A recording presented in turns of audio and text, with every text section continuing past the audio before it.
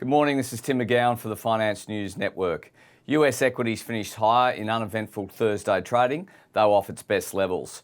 More data released on Thursday provided clues into the state of both the jobs and housing market. Initial jobless claims fell 250,000 for the week ended August 13, while existing home sales dropped nearly 6% in July.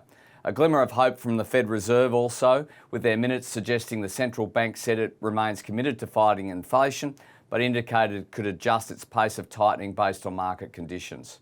Overnight, the S&P 500 rose 0.23%, the Nasdaq inched higher 0.21%, while the Dow Jones Industrial Average was flat. Retail earnings highlighted a still fairly resilient consumer and some progress on inventory and supply chain issues, though margin headwinds are expected to linger. Shares of Cisco popped more than 6% after the company beat estimates for its fiscal fourth quarter, while shares of Bed Bath & Beyond fell 26% on Thursday morning as investors reacted to activist investor Ryan Cohen's filing that he intends to sell his entire stake in the meme stock. The stock, a recent favourite of the Reddit crowd, has now fallen 40% in aftermarket trading. Energy was the best performing sector on crude strength, with oil prices gaining around 4% on Thursday, as positive US economic data and robust US fuel consumption offset concerns that slowing economic growth in other countries could undercut demand.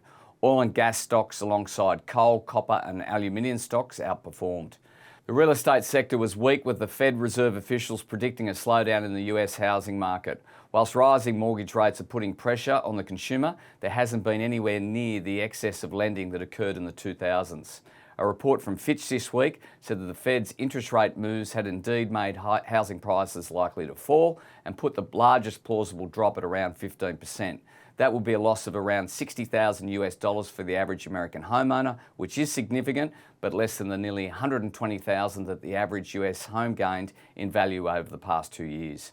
In Bitcoin news, it looked like crypto would be a staple of US TV commercials alongside insurance, beer and cars, but then crypto prices crashed, with major firms in the sector spending just $36,000 on TV ads in July, which is down from a peak of $84 million in February, the month of the Super Bowl. It appears that Matt Damon's infamous Fortune Favours the Brave ad campaign, which cost an estimated $65 million, hasn't aired since the Super Bowl. On currency news, the US dollar index was up 0.8% and firmer on all major crosses, including the Australian dollar, which is weakened compared to the US dollar, buying 69.18 US cents. On the commodity front, iron ore futures are pointing to a 0.6% fall. Gold lost 0.3%, silver was down 1.4%, and copper was up 1.3%. On the SPI futures this morning, they're pointing to a 0.3% gain. This is Tim McGowan for the Finance News Network. Have a great day.